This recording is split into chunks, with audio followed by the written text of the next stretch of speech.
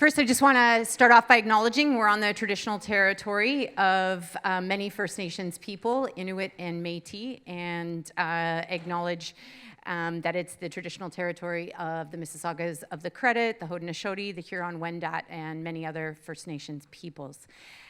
My name is Nicole Swern, and I am your facilitator today. And before I walk you through the details of our plan for tonight,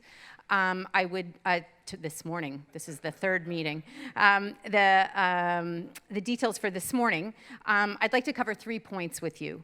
The first is our team's role. So our sworn team only works for governments, public agencies, and public corporations responsible for making decisions in the public interest. We occasionally work for the nonprofit sector. What's important about our role is that we're not here to advocate for or against the proposals or ideas that we consult on. Our job is to help facilitate a constructive discussion. So there are many facilitators from our team here today, and you will not see us advocating for an outcome on this project. Our job is to help get people the information they need in order to make an informed opinion about what's in front of us. Which leads me to my second point. This is the first of 2 rounds of consultation, and that's very important because it's only been just over 3 weeks since the draft Master Innovation Development Plan was made public by Waterfront Toronto. It's 1,500 pages long, and if you came in through the registration table, you'll see how comprehensive a document it is.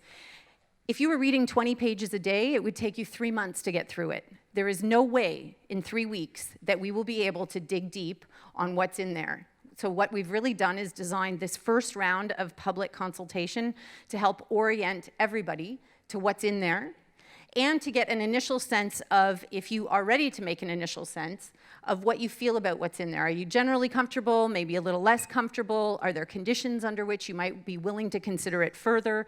But in broad strokes, we are not asking for a deep opinion on what you think today because it is impossible, including the Waterfront Toronto team, our team, to know the backwards and forwards of 1,500 pages in 3 weeks. So that's just framing it up. There will be a second round of consultation in the fall in order to dig a little bit more deeply into some of the issues and opportunities that are contained in there. In order to support this consultation, there are 3 documents that I want to flag for you. The first is a note from the Waterfront Toronto Board Chair, Steve Diamond, regarding Quayside, and you would have picked that up when you came in. So when the draft MIDP was released, you will see from the Board Chair both an explanation of Waterfront Toronto's role as the reviewer of the draft MIDP, acknowledgement that there are some great opportunities in here, but also some areas where the perspective of Sidewalk Labs and Waterfront Toronto's differ. And that follows through into a more comprehensive note to reader that Waterfront Toronto has put together.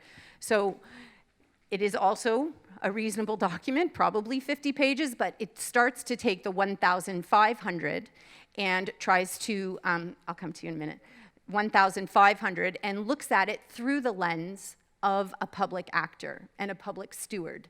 So that's a little bit different than looking at it through the lens from Sidewalk Labs, and that's what this note to reader has done, and we have copies for everybody here tonight. We also, here this morning. We also have a little discussion guide that summarizes that. It doesn't go into content, it just describes the roles. Great. Last thing, what we've heard so far. I'm not going to start off by doing a quick summary of everything we heard on Monday night or everything we heard last Wednesday night, which is why I keep saying night, because I don't want to bias how you go into your discussions today. But as we wrap up the consultation today and we come back to this full room, we will be able to share a little bit of what we've heard in the previous 2 sessions. But what I do want to tell you for sure is that there are some people who have told us that they're very supportive, enthusiastic about the opportunity that this provides. There are others who have told us that they're very concerned about the potential harm or consequences of moving forward with this proposal. Many people tell us they do not know enough yet to weigh in, which is very reasonable given how long we've had with the document. And many people are also not super positive, not super negative, but somewhere in the middle, saying on certain conditions, maybe this could work. And so I think that that's the best setting of the stage I can do, and then we're very much looking forward to hearing what you have to say tonight. Just code tonight for just keep going with it and turn it into a stand-up routine. Okay, so let's take a look at the agenda, which also has evening time. So just transport yourself into the morning. We're going to spend half an hour in this room together. And we're going to brief you a little bit on how the thing is set up. A little bit more detail will come from Meg Davis and Christina Werner, both from Waterfront Toronto. Then what we've done is designed it to set so that we have 4 concurrent breakout rooms where you are able to get into a lot of detail on different aspects of the MIDP, and those rooms are organized according to the MIDP. So there's a Volume 1 room, it talks about the plans.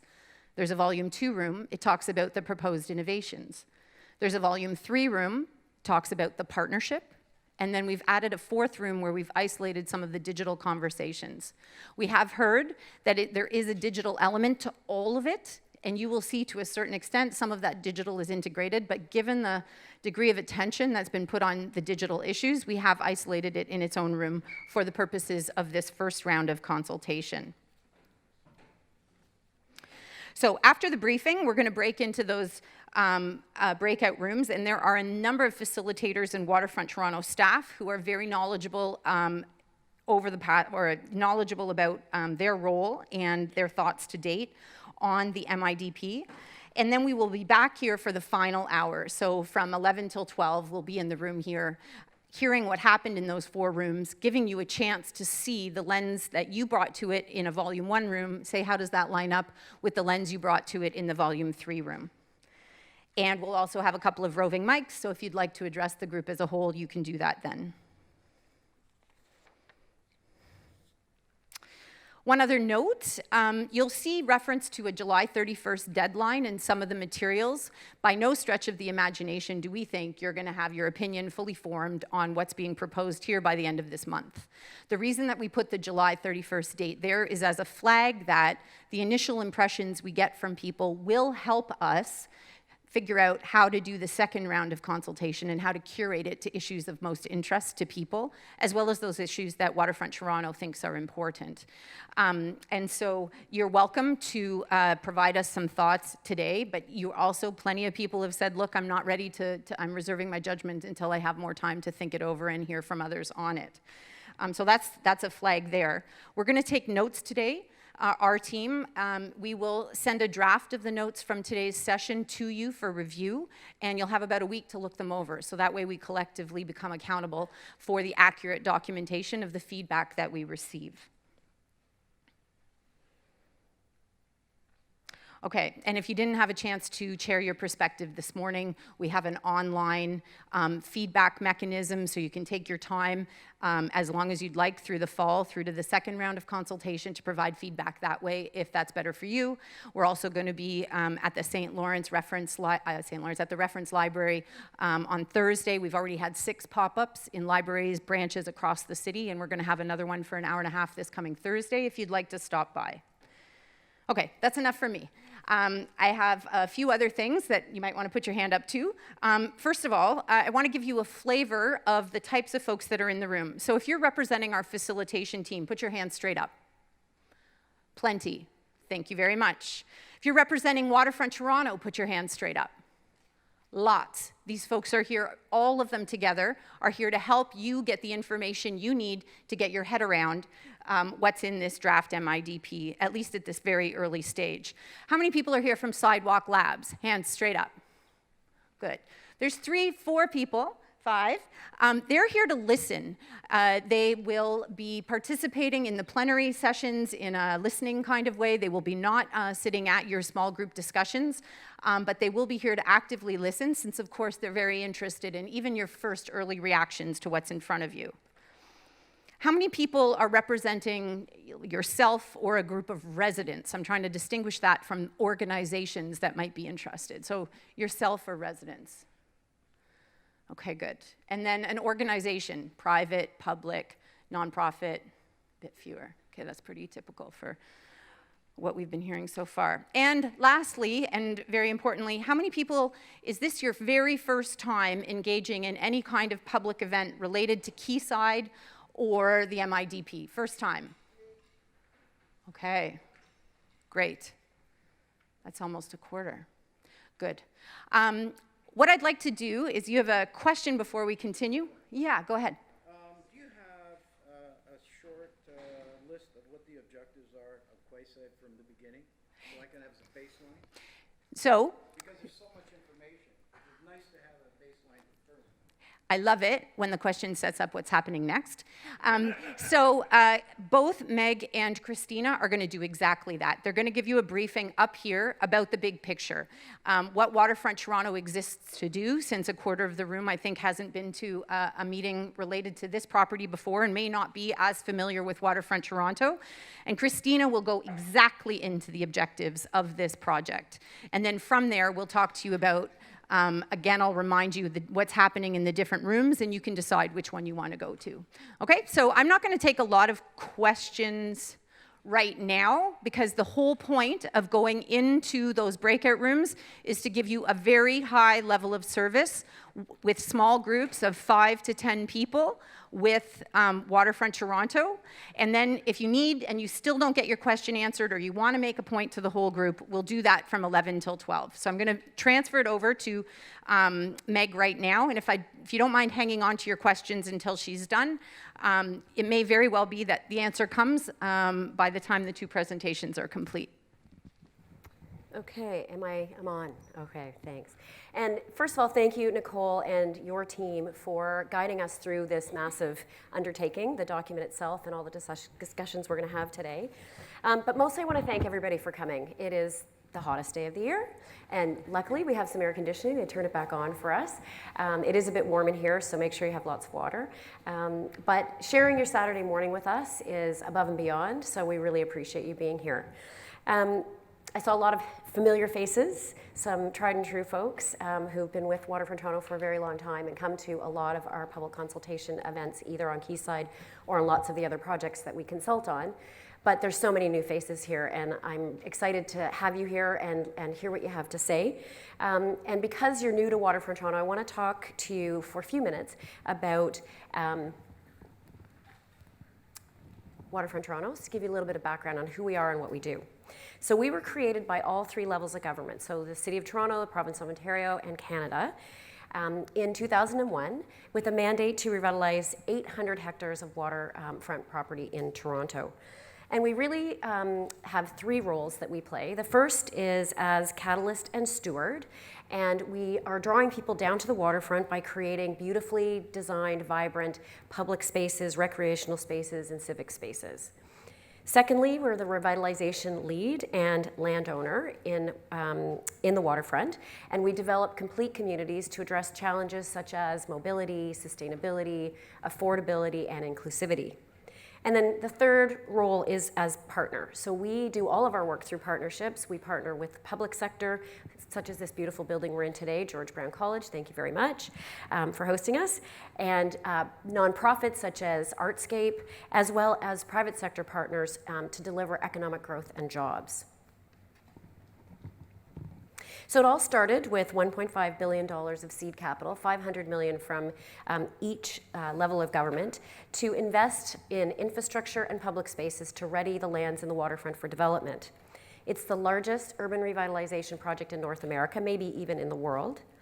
And through the efforts of governments, Waterfront Toronto, and the public, the waterfront is now part of Toronto's brand. And when you Google Toronto, the first image that pops up is the beautiful pink umbrellas just next door. So we're on the map. But it isn't just about the money and making money off the land. It is actually about achieving all of our public policy objectives, such as reducing urban sprawl, creating affordable housing, delivering transit, and creating economic prosperity on the waterfront. And lots has been going on. So last week we issued our 2018-19 annual report, which reports back on our progress. And it was actually 20 years ago that the government's mandated the Toronto Waterfront Revitalization Task Force, led by Robert Fung, to look at a business case for the waterfront. And their first observation was that these 800 hectares should be the most valuable in the country. But in fact, they were not. They were sterilized, they were vacant, they were underutilized. And that their second observation was the only way to do proper revitalization on the waterfront would be through a tri-government approach, and that's why they created Waterfront Toronto. So we were set up here to unlock that potential of the 800 hectares of underutilized land. And in our annual report, we talked to Bob Fung recently, and I'm just going to read to you his quote. He said, "In the title of our task force report, we called Toronto's waterfront the gateway to the new Canada. It's exciting to see that idea being realized year after year as our vision becomes a reality. The waterfront and its physical assets have been attracting talent, diversity, investment, and innovation that are helping to fuel success in Toronto, in Ontario, and across Canada." Did I go? Yep, okay. So we've accomplished a lot, we have a lot underway, and we still have lots to do. So far, we've realized $10 billion in private sector investment. We've brought on 33 projects, 24 of which are either LEED Gold or LEED Platinum. We have created or in the process of creating 6,000 new homes. 800 of those are affordable. 28 kilometers of infrastructure, 43 hectares of vibrant public parks, such as Canada's Sugar Beach and Sherbourne Common, just over here. The first new streetcar in 16 years. And $1.6 billion in revenues to all orders of government. And with particular relevance to Quayside, Waterfront Toronto has been at the forefront of creating intelligent communities for over a decade. This is not new. This is actually, Quayside is a continuation of everything that we have been building towards. We partnered with a Toronto-based company called Beanfield MetroConnect to deliver Canada's first open access, ultra high-speed broadband network, which brings fiber to every home in the waterfront, including all of our affordable rental housing, which means nobody gets left behind. We've been attracting companies such as Menkes to the waterfront, who are creating our Waterfront Innovation Center, as well as research and innovation tenants such as U of T, Mars, Artscape, OCAD, the list goes on. We're also creating one of the world's, potentially the world's largest infrastructure projects, very complex. We've been planning for quite a number of years, and we've started excavation of the flood protection works in the Portlands. This will unlock 290 hectares of land for development, which couldn't be developed today because they're in a flood zone. And it's also one of the biggest park projects in the city right now. So really, Waterfront Toronto has been laying the foundations for Toronto's long-term well-being. We're very proud of our revitalization role, but we're also very energized by the ever-expanding network of the people like you who've come to all of our consultations, neighborhood groups, arts and cultures organizations, colleges such as George Brown, innovators and businesses who've all been attracted to the waterfront to invest and thrive. Quayside is our next project to look at what an innovation community could actually be, and we're really glad that you're here to tell us what you think about it, and the conversation, as Nicole said, will continue on into the fall. And I want to introduce Christina Werner, who is going to tell you more specifically about Quayside before we launch into our breakout groups. Christina? Thank you, Meg. Good morning, everyone. Thank you again for joining us on your Saturday morning. I am going to provide you with a little bit more context about the Quayside project and how we've gotten to the point of where we are today. I'm the Vice President of Innovation, Sustainability, and Prosperity at Waterfront Toronto. So the Quayside project is, as Meg said, the next evolution in our Intelligent Communities initiatives that we've been pursuing for quite some time on the waterfront. So to recap, Waterfront Toronto has this mandate to revitalize these public lands on the Toronto's waterfront. Our current project is Quayside. It is a 12-acre parcel, and I'll show you a map shortly, at the foot of Parliament, so just over yonder. Over 2 years ago, we led a competitive request for proposal process where we set out to find something a little bit different as opposed to a traditional development partner. We set out to find an innovation and funding partner that would help us to once again raise the bar in terms of our objectives around sustainability, economic development, affordability, and transit in a way that we may not be able to do under the current traditional funding model that we have. After that process, we selected Sidewalk Labs as our partner, and they have a mission to really integrate technology, and urban design to deliver next generation communities. And they are starting their first project here in Toronto. The RFP objectives for Quayside really focused on these 4 areas, which are, if you will, sort of grand urban challenges facing cities all around the world. The first looked at sustainability, resiliency, and urban innovation. So building on Waterfront Toronto's success in terms of their sustainability goals, our minimum green building requirements, our relationship with the C40, how could we really create a globally significant demonstration project that would change the market model for how sustainable communities get built? Building complete communities. And this deals with everything from affordable housing to how we actually have a sort of a robust mix of uses that deal with the amenity space, the public realm, the transit that would be available, the retail, and so on. Economic development and prosperity.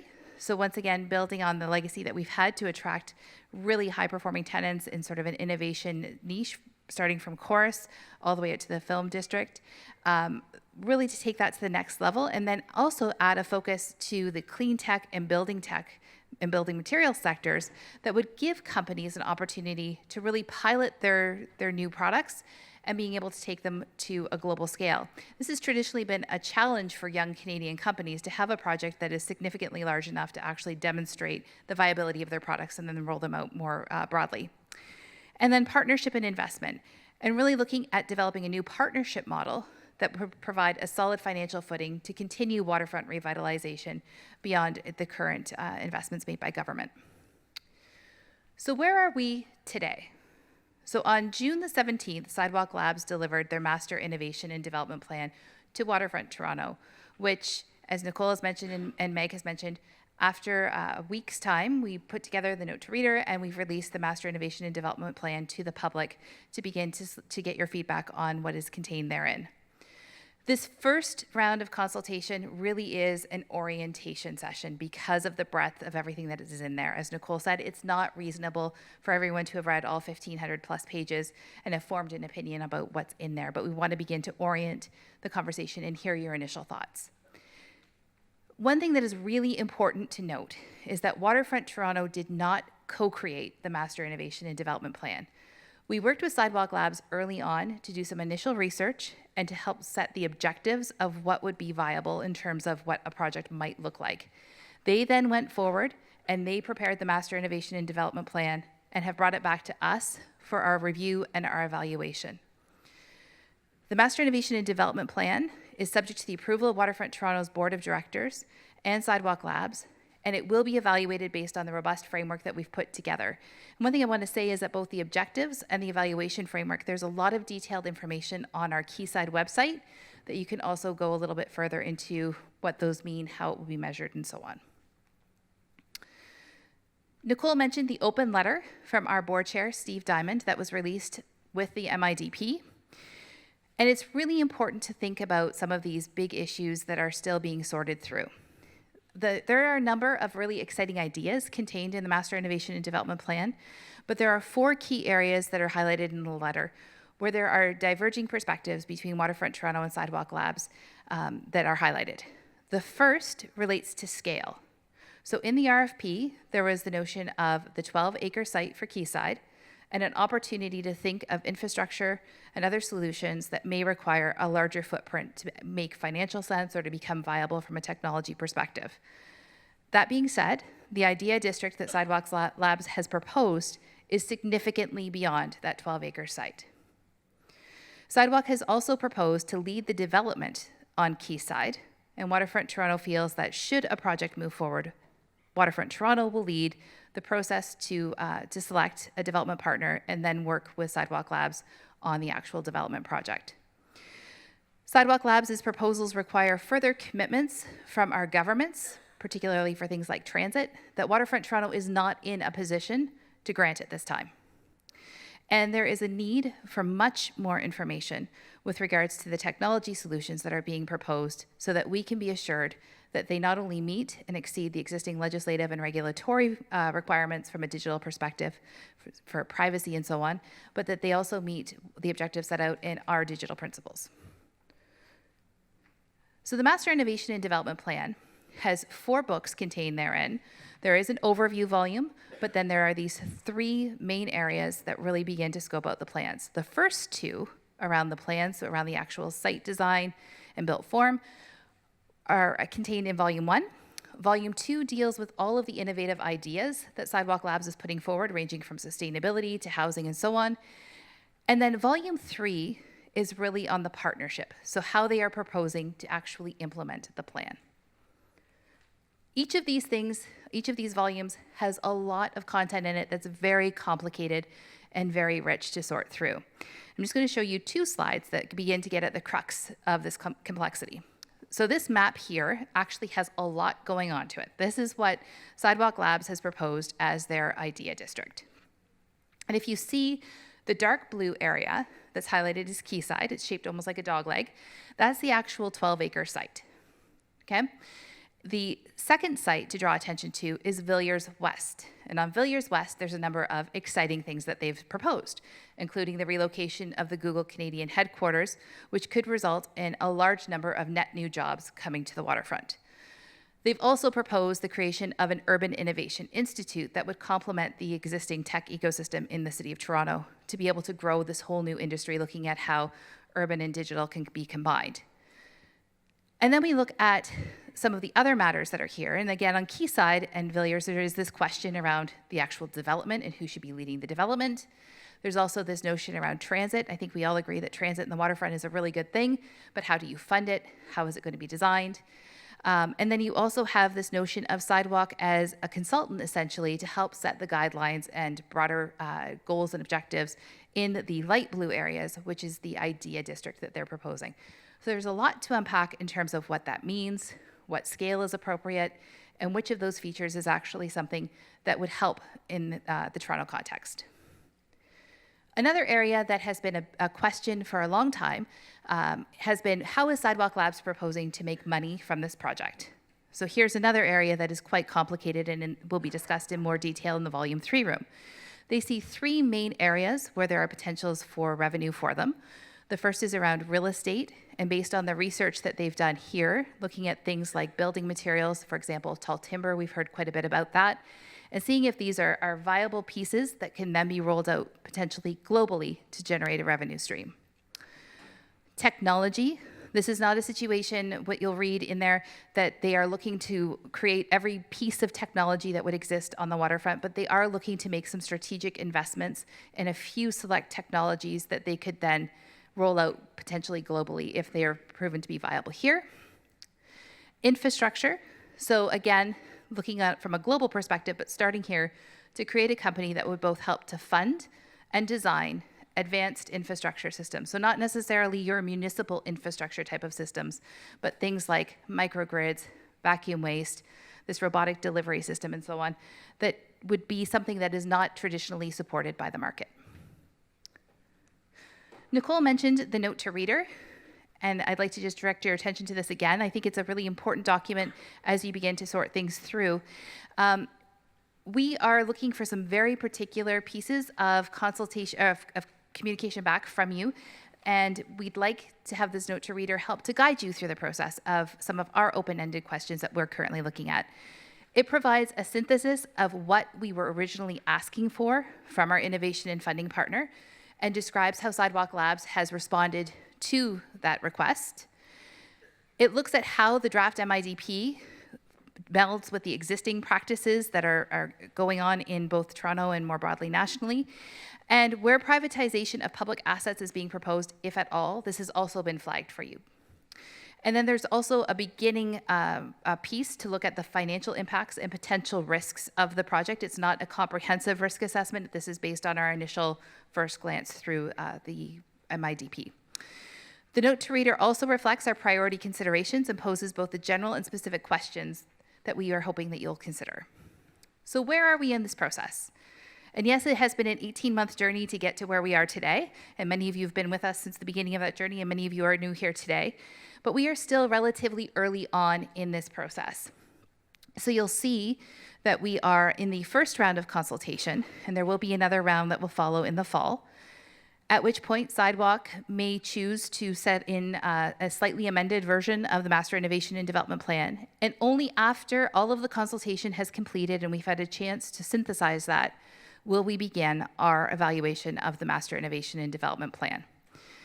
That will then result in a recommendation to Waterfront Toronto's board, and I'll break this process down a little bit further for you in a moment. And only after that, if the board decides to pursue all or some, they could also choose to pursue none of what's in the Master Innovation and Development Plan, but if they do choose to pursue all or some of it, then there will be a review of the Master Innovation and Development Plan by the relevant regulatory bodies. There will need to be a whole series of implementation agreements that would need to be negotiated, and the governments will also have to do their due diligence on the project. At the end of that, should the project move forward to implementation, there is also the reality that all existing legislation and regulation would apply. So things that you're maybe more accustomed to in terms of EA processes, building codes, the development applications, and the consultations that will result from that still have to happen even beyond that point. So we are realistically pretty early on still in this process. Just to recap, our 5 priority outcomes for the MIDP that we are looking for is the capacity around job creation and economic development. How is this project going to help to grow the Toronto and Canadian ecosystems? Sustainability and climate positive development. How closely can we get to a climate positive community building on the work that we've already done in the waterfront? How can the project help us to exceed our requirements around affordable housing? New mobility, can we connect the waterfront back to the rest of the transit network that exists in the City of Toronto? And urban innovation, is this a project that will bring together researchers, academics, industry, government, and the broader community to create this new cluster of urban innovation? And just to take a quick look at our evaluation process, and this is also highlighted on our website if you'd like some more information about this. Essentially, here are some framing questions that we're going to be looking at. So does the MIDP meet the RFP goals and objectives? So it's nested right back into that piece. How well does it meet the targets that we have established? How does it align with the planning frameworks that exist for the waterfront? Is the proposed business plan viable and in the public interest? And also, does the proposal satisfy our priority outcomes that I just highlighted? And then examples of some of those risks that we're exploring, and again, not comprehensive in any way, the feasibility and viability of the MIDP in terms of achieving the project objectives. What are the trade-offs that have to happen? The private versus public sector interests, how are those balanced and managed? And of course, data governance and privacy, and that's both individual as well as group privacy considerations. And the layer cake, if you will, below begins to look at how we go through our evaluation. So at the very bottom, you'll see a number of inputs into the process. There's our design review panel, our digital strategy advisory panel, and then right in the middle, you'll see there is the consultation piece. So your participation here today is helping to inform our evaluation process and will continue to do so as we move forward. The next layer up talks about the pillar evaluation with subject matter experts. So this is Waterfront Toronto staff with the assistance of additional external subject matter experts that have been brought on to do deep analysis on each of the areas that are being proposed in the Master Innovation and Development Plan. There will also be an overall development plan evaluation that's conducted, as well as a commercial plan evaluation to look at the financial and commercial transactional elements of the proposal. And once all of that has been completed, there will be a recommendation that will go up to the executive committee, which is essentially Waterfront Toronto executive team and some external subject matter experts, that will then result in a recommendation only at that point to our investment, real estate, and Quayside committee of our board. And they will do the first review of that. And if they agree with the recommendation, it will go forward to Waterfront Toronto's board for a final recommendation to either, again, approve all, some, or none of what is in the Master Innovation and Development Plan. And all through that process, there will be comment going on from our government shareholders. So this is a very robust, very multifaceted process that still needs to move forward. So with that, I will turn it back to Nicole, and I look forward to our conversations today. Thank you. Thanks, Christina and Meg. So what I'd like to do is just orient you a little step further to the topics that will be covered in each of the rooms related to the specific volumes, as well as the room that's dedicated to digital, whether it's innovations, governance, or intellectual property. So the Volume 1 room really focuses on the proposal in terms of the development plan for Quayside and plans for a river district. It also looks at social infrastructure and economic development. For Volume 2, the innovations include mobility, sustainability, buildings, housing, and public realm. So if you're interested in talking about those, you'd go to Volume 2 room. Volume 3 focuses on the idea district, roles that Sidewalk Labs proposes for themselves. The economics, the transaction economics, so looking at it from a real estate and infrastructure lens, the IP lens is talked about in the digital room, and also the government obligations. So what does the proposal include in terms of what governments need to do in order to make it work? And then finally, in the digital room, we're going to talk about, as I said, digital innovations, digital governance and privacy, and intellectual property. There are a crew of people from our facilitation team and from Waterfront Toronto that will be each of these rooms, and you will see and have an opportunity for over an hour to get into each of these subjects in a lot of detail. And then we'll come back here for the final hour.